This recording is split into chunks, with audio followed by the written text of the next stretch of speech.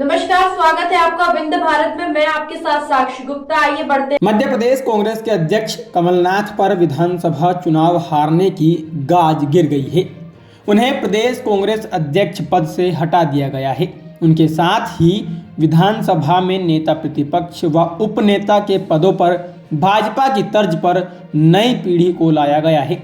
लेकिन इसके साथ ही कमलनाथ और दिग्विजय सिंह के पुत्रों के भविष्य पर भी प्रश्न चिन्ह लग गया है, जिन्हें स्थापित करने में दोनों नेताजी ने जी जान झोंक दिया था। मध्य प्रदेश में हाल के विधानसभा चुनाव का नेतृत्व दो बुजुर्गों कमलनाथ और दिग्विजय सिंह ने किया, जिनकी उम्र 77 व 76 साल है। इसके अलावा नेता प्रतिपक्ष डॉक्टर गोविंद सिंह की आयु भी 77 साल है।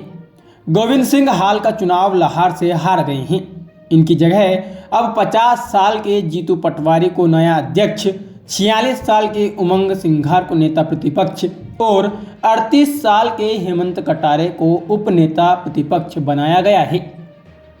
इस तरह अब नेतृत्व अपेक्षाकृत नए नेताओं के हाथों में सौंपा गया है।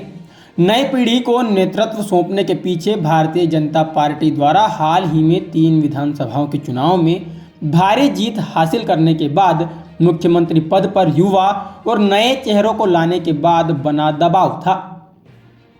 वहीं पार्टी की कमान बुजुर्ग नेताओं के हाथ में होने से बदलावों के प्रति अनिच्छा और निष्क्रियता आड़े आ रही थी। हाल में मध्य प्रदेश में पार्टी को 66 सीटों पर सिमटना पड़ा, जबकि पिछले चुनाव में उसके पास 114 सीटें थी।